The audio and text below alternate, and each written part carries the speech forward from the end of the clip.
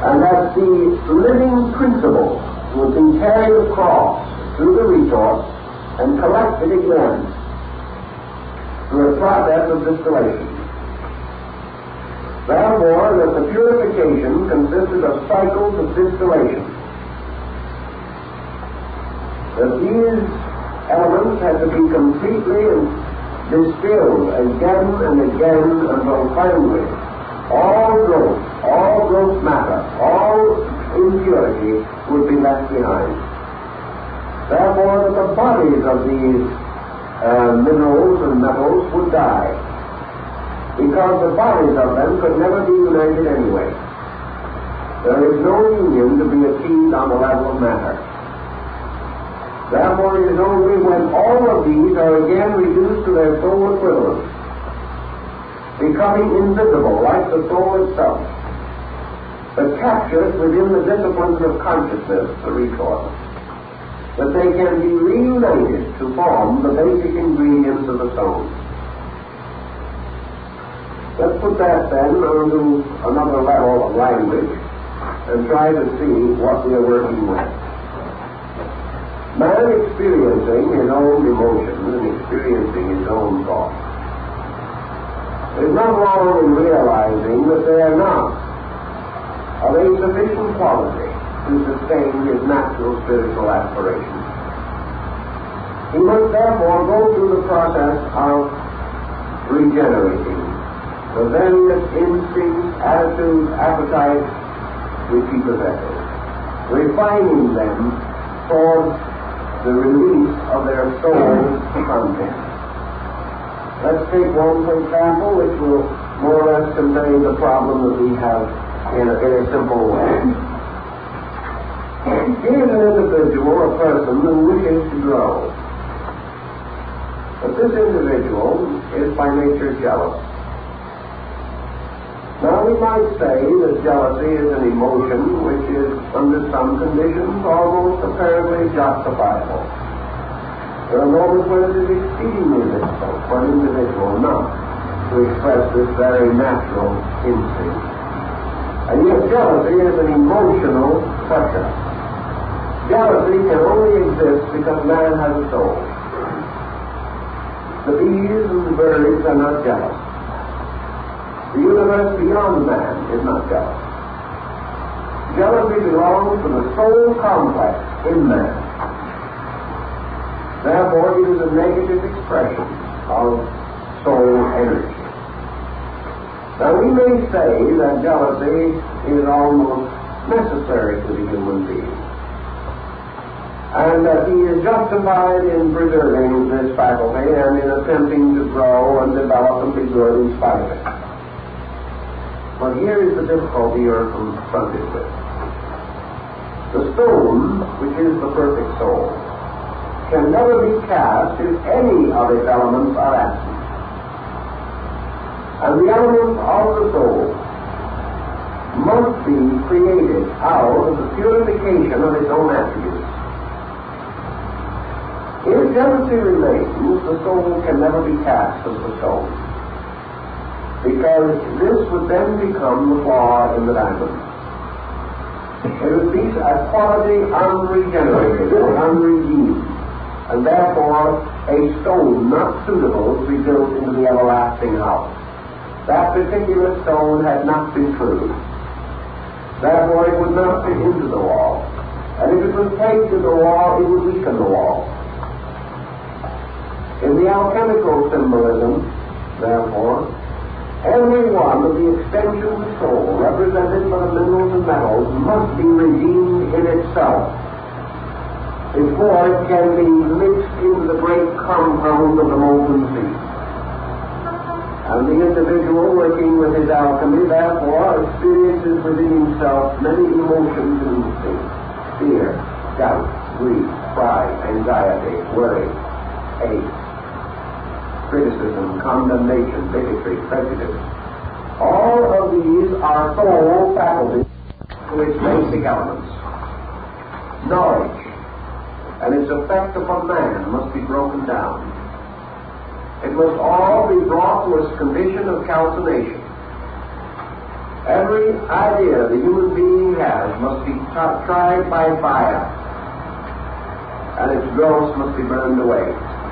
To accomplish this is a great task, exciting the most earnest endeavors of the most thoughtful, conscientious, and courageous person. But by alchemy, gradually, all of these elements are reduced. And we have a very dissimilar state in other schools of mystical thinking. We have, for example, the Eastern system, where under the Guru concept of instruction, the disciple is taught to unlearn what he has previously known, is taught to discipline himself against any extremes or intensities of his own disposition, and is finally shown how, through this complete regeneration of himself, to approach to the universal which lies beyond him. This is precisely the same implication as in the story of Alchemy. Now, having assumed for the moment that we have a grasp of the problem of basic elements, now we must pass on to the next degree of the art of the stone. Actually, what the alchemist is attempting to produce here is not immediately the transformation of his own totality, but the production of the agent of this transformation. And this agent is the red lion. Now, the red lion, of course, is another solar or sun symbol, but it is most particularly an alchemical device. It is the name given to the final formula and its production.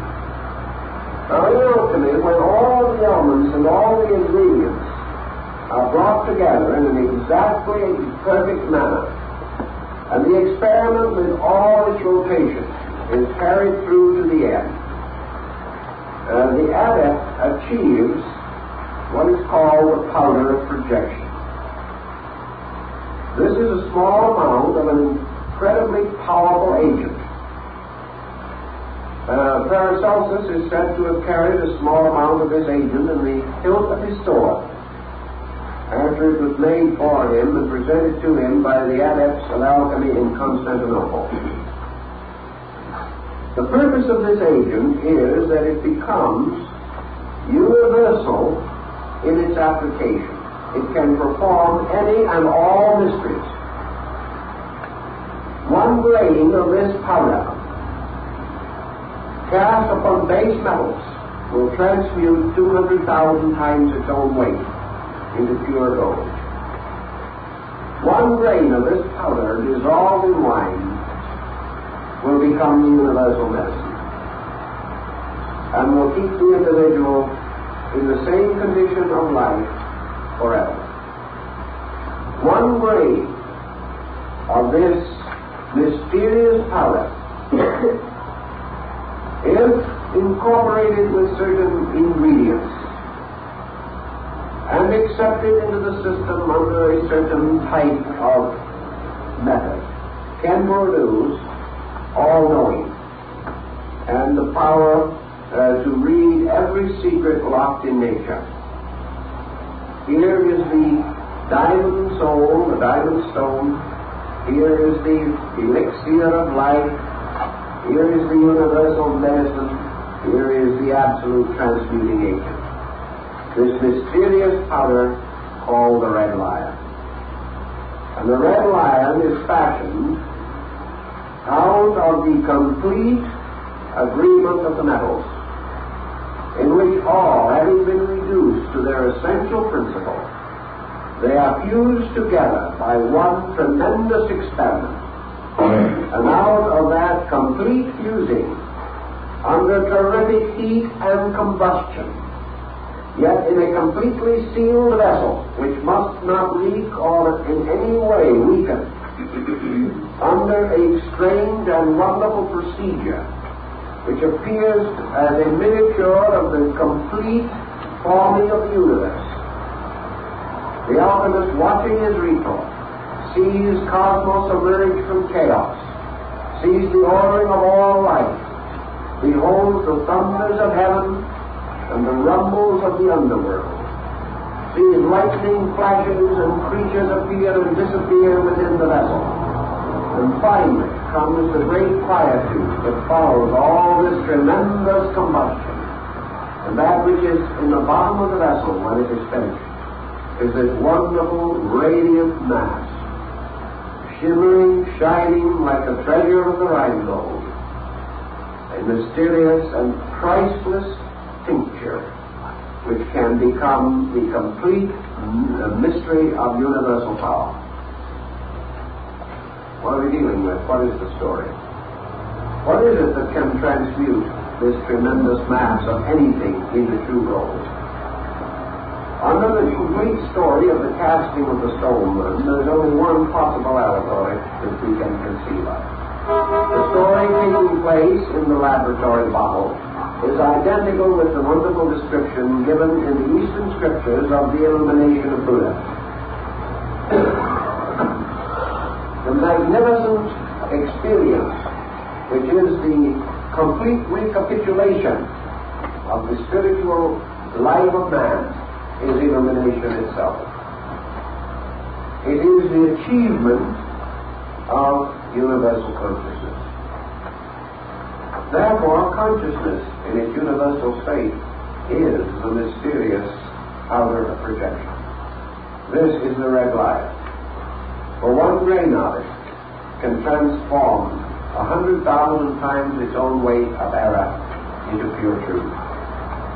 Wherever it is turned, whatever it is done, when it is done with it, it achieves the perfection of the great work. Universal consciousness sustains all things, preserves all things, and fulfills all things. Therefore, the true adept possessing the stone is the individual who has achieved universal consciousness within himself.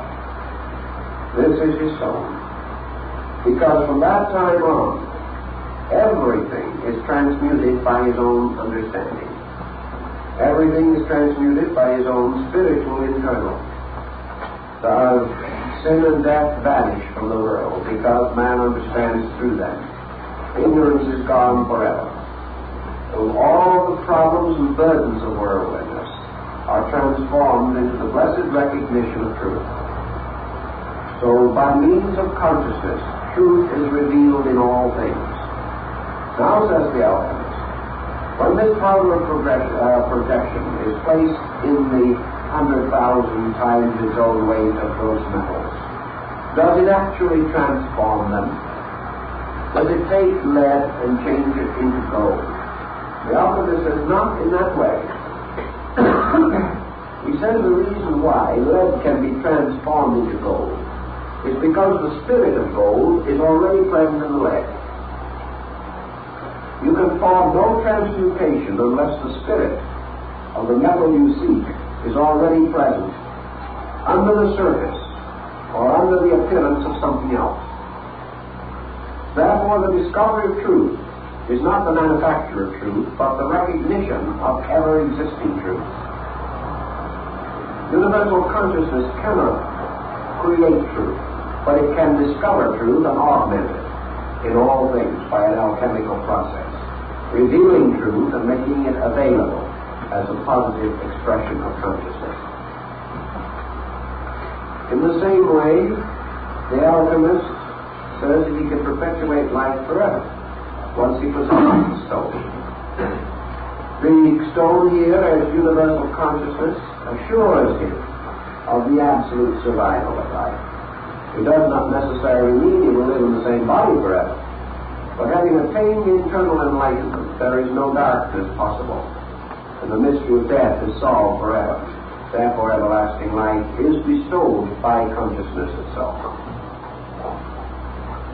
Now, all these things remind us to come back again for a moment to this problem of the soul and its part in this particular drama. Universal consciousness in man exists, but is locked away from his visible and knowable consciousness by something. The universal is not apparent or present, because in man the personal is immediate and always in the foreground.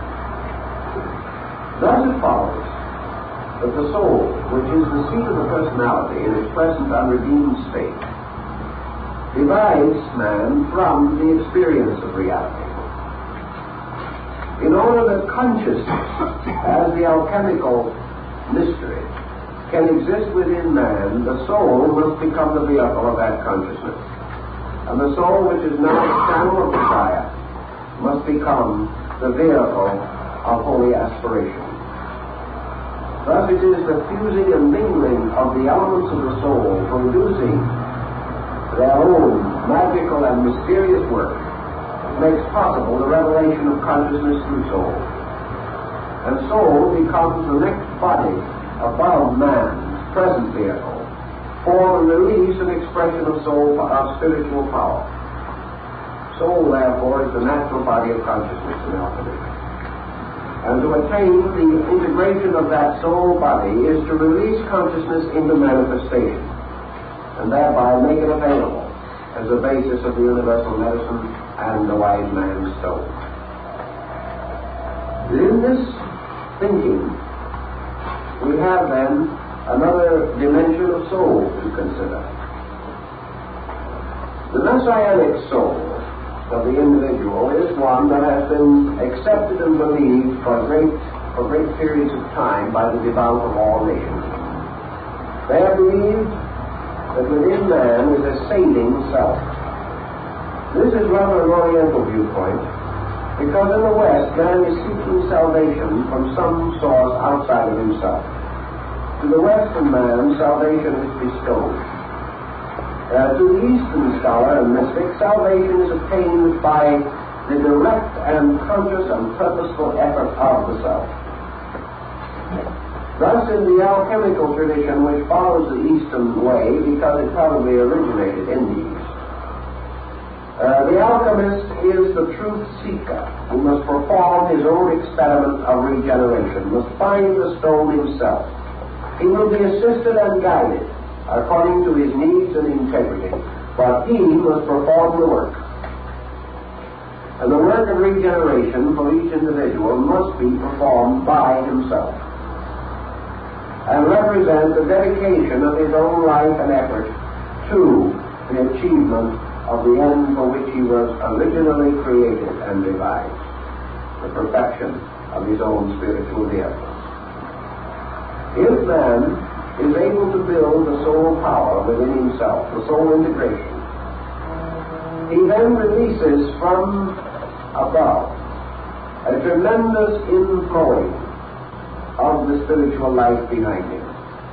The illumined soul becomes the natural instrument of consciousness, and we are capable then of achieving to a Buddhic state, or to participate in the principles which rest in the Buddhic level of consciousness.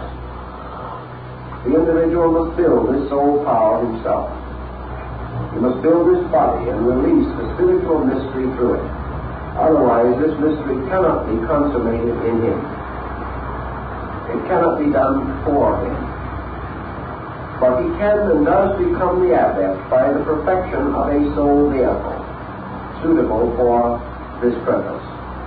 Now, this brings us to a symbol in alchemy, which I think we should spend a little thought on, because it occurs so frequently and has had so many crisscross interpretations in its rather interesting descent, and that is the symbol of the rose. Now, in many of the alchemical manuscripts which we have in the vault, the rose symbol occurs. We almost always think of it as an emblem of the Rosicrucians. But then again, this is only another name for part of the mystical revival that marked that period in European history. The rose occurs frequently in the alchemical bottles, and it also occurs in the symbolism of the troubadours. We find it arising in the stories of Dante and of Petrarch and of Boccaccio, all of whom were involved in this great revival of the troubadours. The rose, of course, is an acrostic for eros, symbolizing pure love. The rose was also the symbol of secrecy. You will remember that Apuleius, transformed into a donkey by magic, was restored to his human shape when one of the priests of the Eleusinian mysteries fed him a rose. The rose was also the crest of Martin Luther and occurs in many, many different symbolisms from the time when it is supposed to have grown from the blood of the slain god Adam. In the rose garden of Sadi, we find the mystic rose growing within the secret garden of the soul. Here we borrow from the Sufis and the dervishes, who were also masters of alchemy in their own quiet way. They had many alchemical symbols and made much of these mystical experiments. The alchemical rose growing in a sealed bottle is the same as the rose of Sadi growing in a secret garden.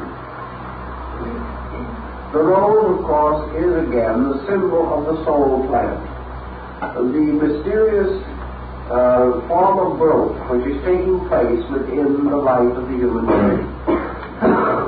In one alchemical symbol, the rose is shown growing out of the dead body of the disciple. The disciple lies dead upon the ground, and the rose is growing out of his heart. In another early symbol associated with the Rosicrucians, the rose is shown growing out of the top of a skull as a symbol of resurrection, or the restoration of life. Man living in a material state still has locked within him the flower of his own soul, which is, of course, the rose of Sharon and the lily of the field.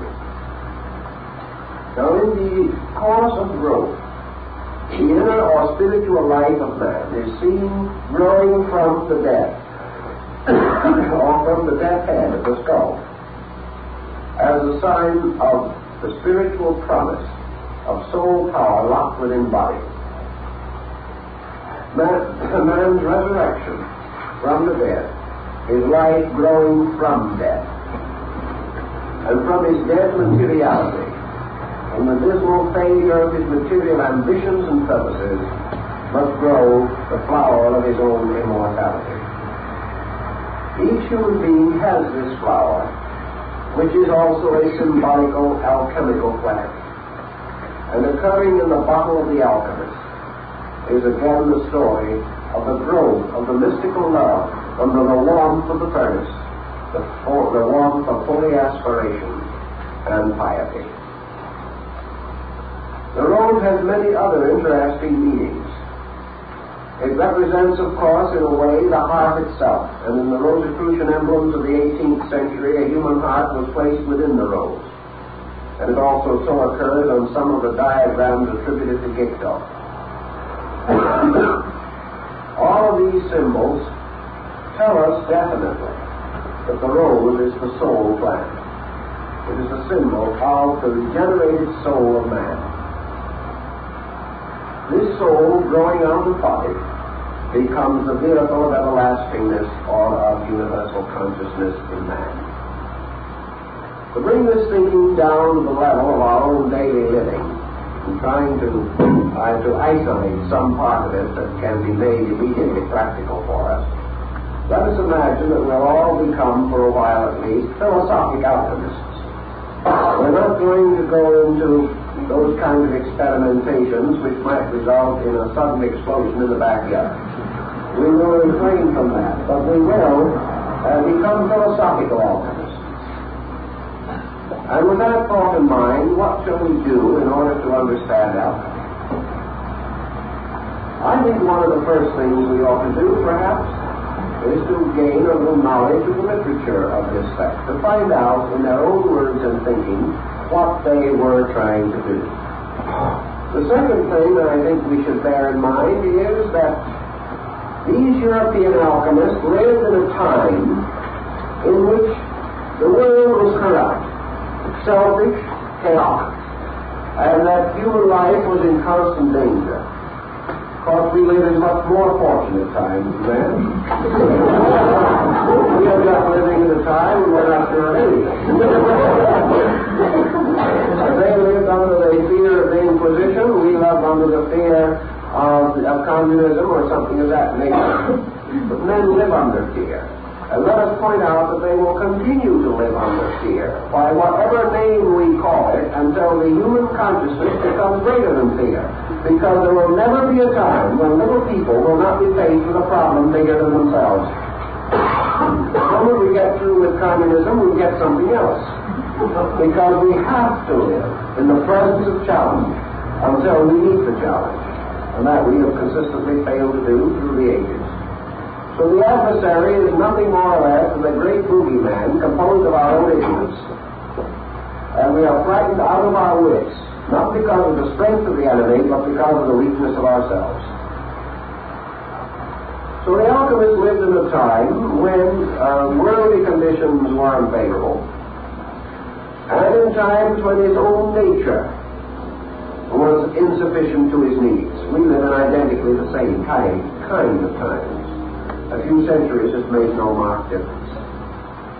Therefore, his position was a very simple one. How can the individual gain ascendancy over the limitations which bind him? How can he grow? How can he become sufficient to his own internal and eternal need? Until he achieves this, there is no security for him here, and he faces the future with very little hope. Alchemy answers the question very simply. Nature must have the answers to all the secrets of the creatures which she has fashioned. Nature has pointed ways which we have not been wise enough to observe. Nature has sealed her book with 7 seals, and on each of the seals she has placed the symbol of an element, a metal, a mineral, a power. And she has locked this book with these seals, and the 7 seals of revelation are the seals of the human soul. And man himself must unseal and unlock the mystery of his own inner life.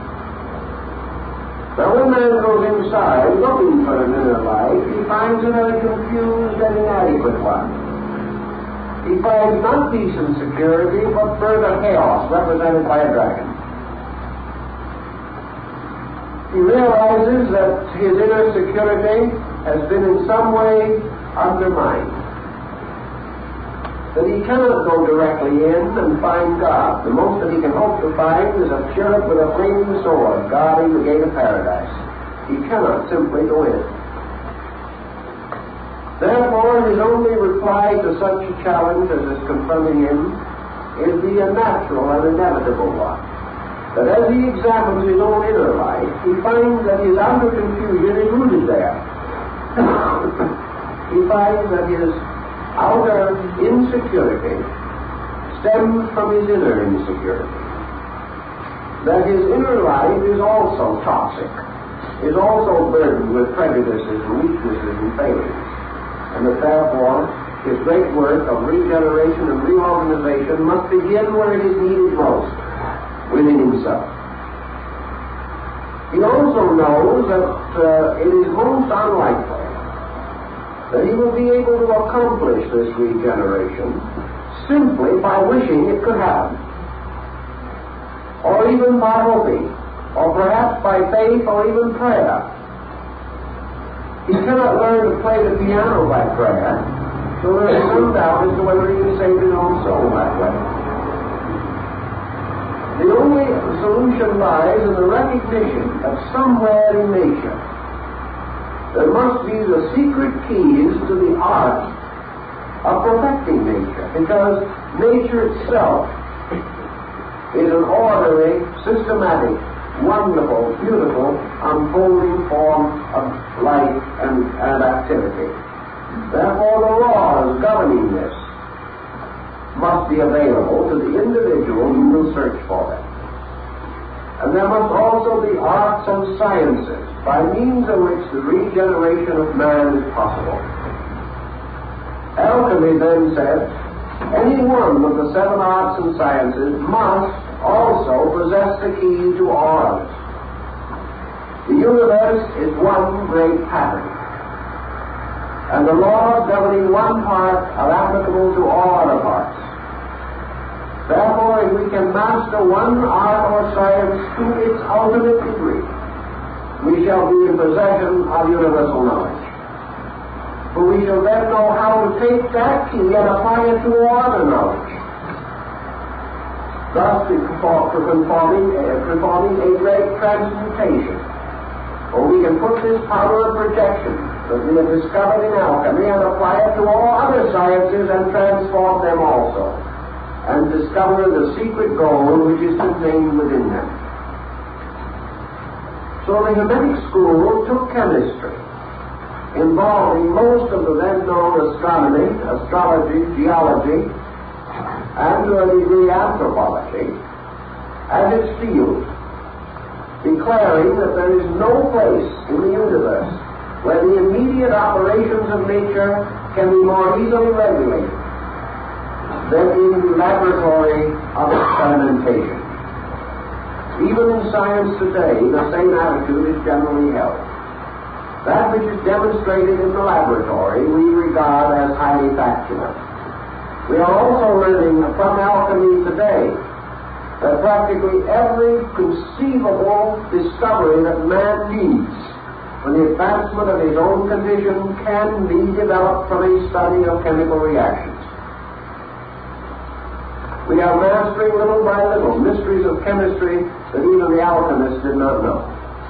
But he, with one single broad sweep of analogical reasoning, conceived of the fact that there was a key to human regeneration identical with the chemistry of metals and minerals.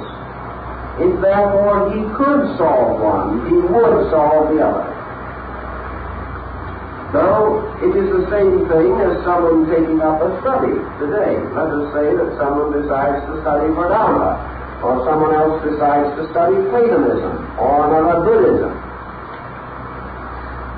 None of these things studied for themselves, and by themselves, and for the sake of learning, will ever unfold their mysteries.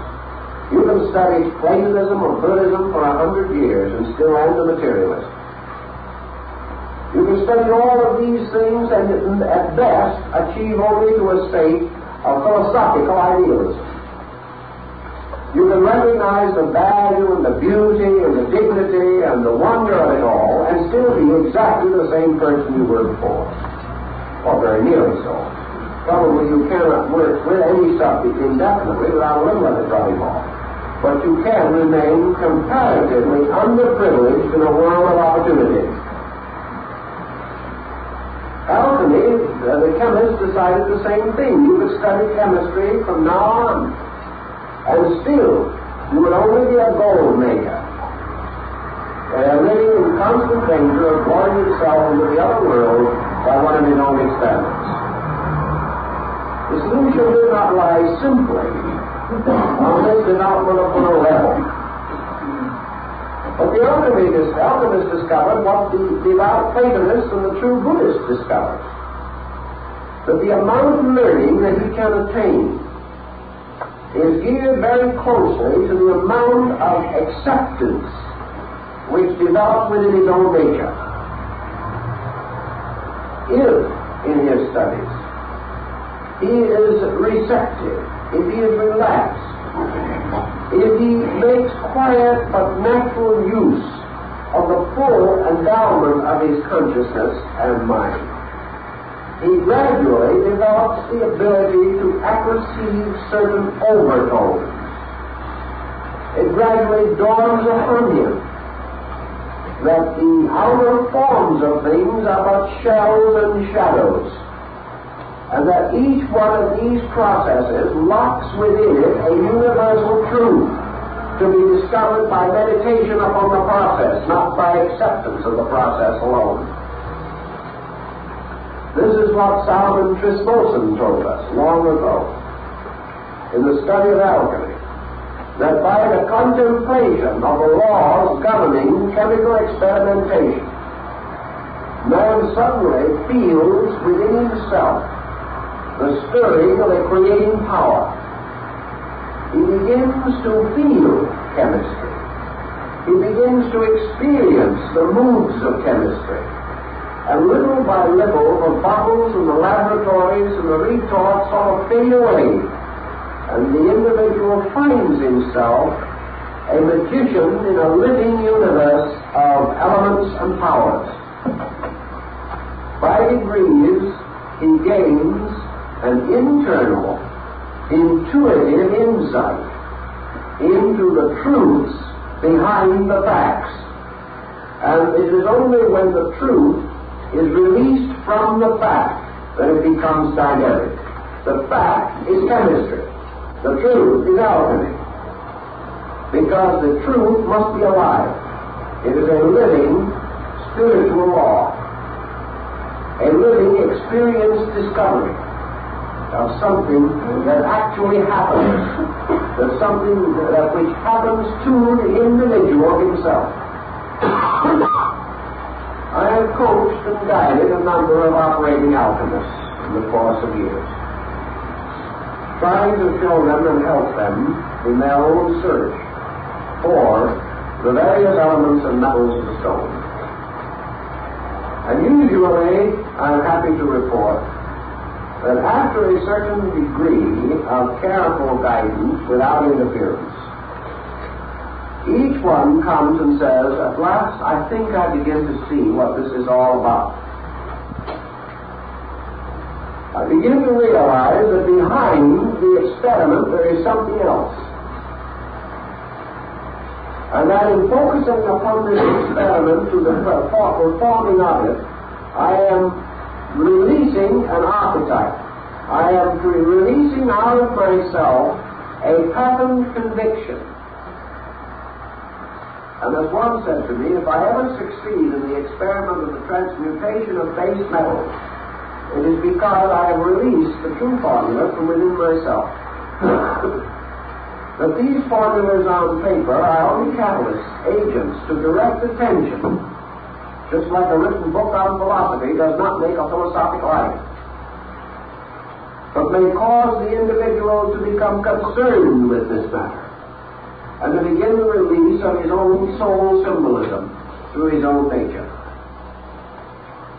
Now this soul symbolism will carry the alchemist part ways, because as he becomes more and more sensitive and more proficient, he is releasing from himself, in chemical terms, the complete story of his own growth.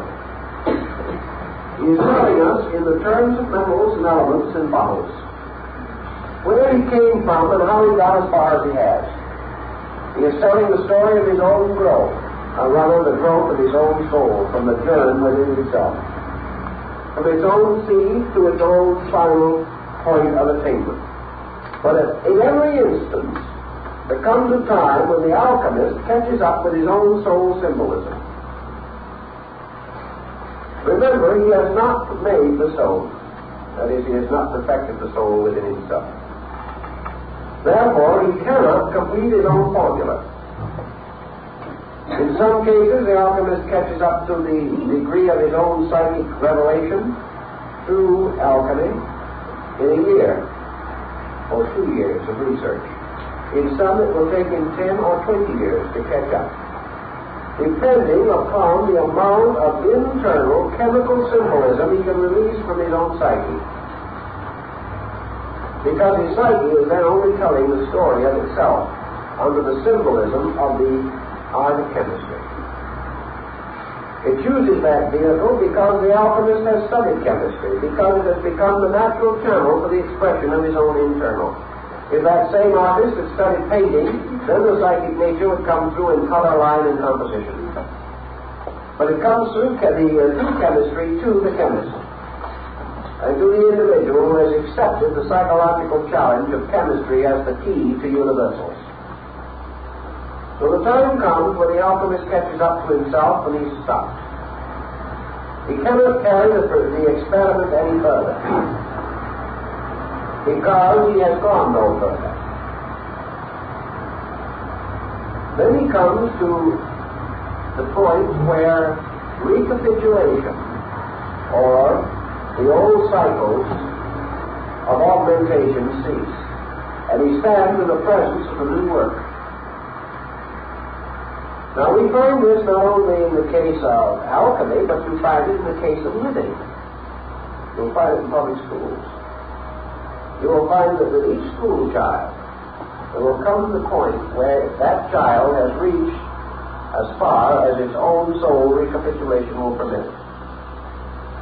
From that time on, the education of that child becomes increasingly difficult.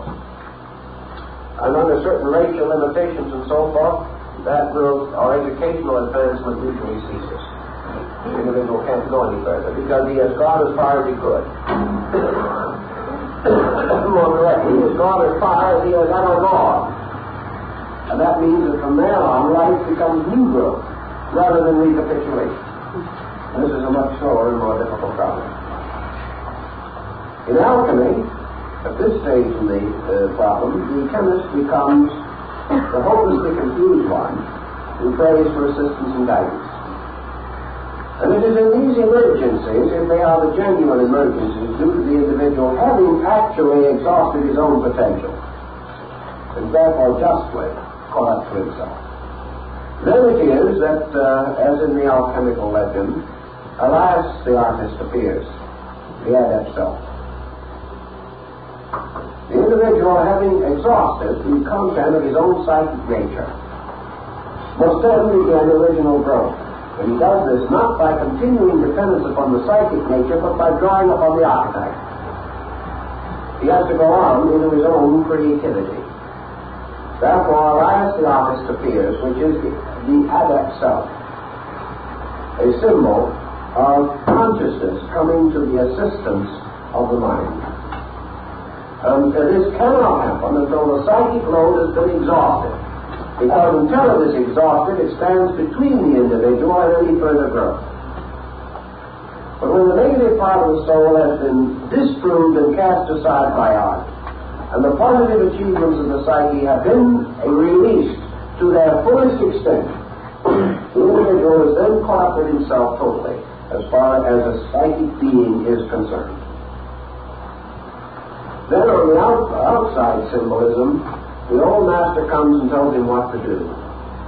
On the inner psychic symbolism, he begins to draw upon archetype, or upon new work.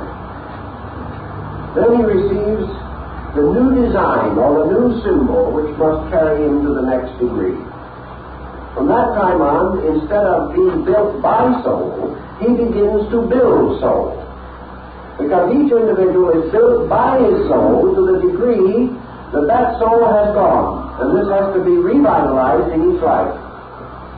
But having gone as far as his internal life has already proceeded, then it is necessary for him to begin new growth. And new growth calls upon a higher level than the psyche for its expression. New growth calls upon the archetypal source of life in the conscious basis of life. Therefore, the old teacher or the master becomes the archetypal impulse from the unconscious,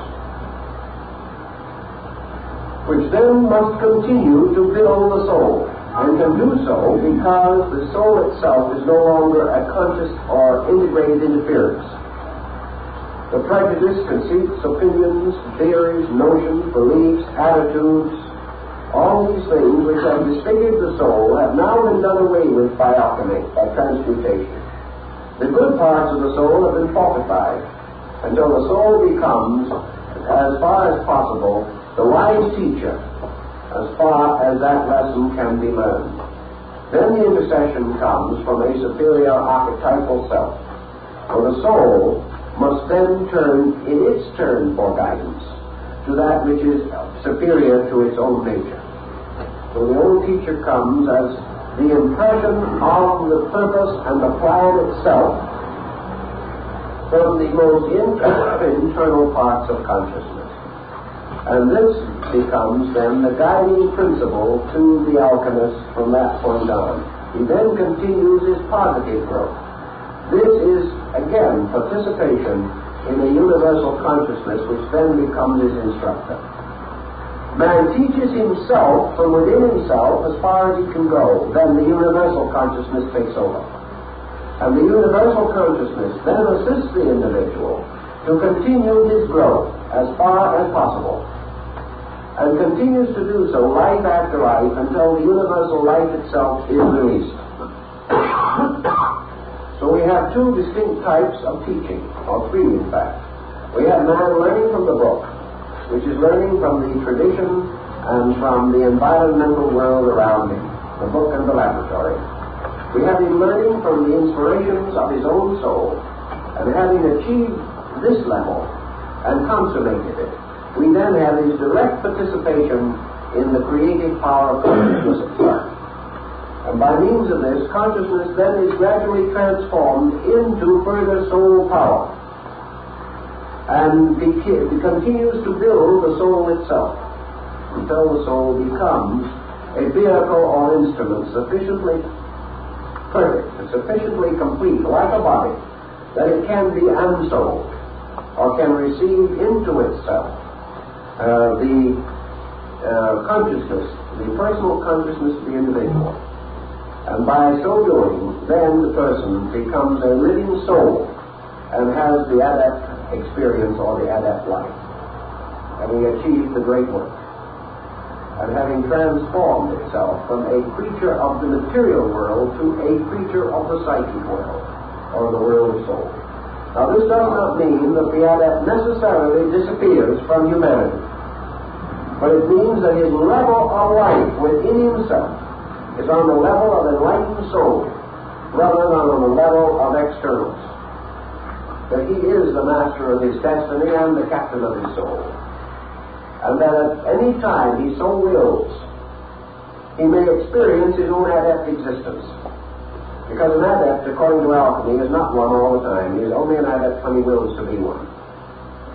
He is only an adept when the consciousness is required. Otherwise, he lives a very simple and normal life, a quiet life, like Elias Bautista, who was unknown. But the adept has available the immediate contact with internals, and is therefore in a position to call upon faculties superior to those of the average person when the need arises. This is the alchemical approach to it. But I think it is very interesting and important to realize that the chemist reaches the point where he cannot go on without calling upon archetype. And in this begins his new work of proceeding as a creating chemist. And finally, through the acceptance of chemistry as a spiritual mystery of religion, and the practice of chemistry as a completely devotional art and science, the alchemist experiences the mystery of the metals. He experiences the universe as the great chemical mystery. And having so experienced it, becomes master of the elements and patterns of this chemistry. Well, our time is up, so we'll have to continue next week.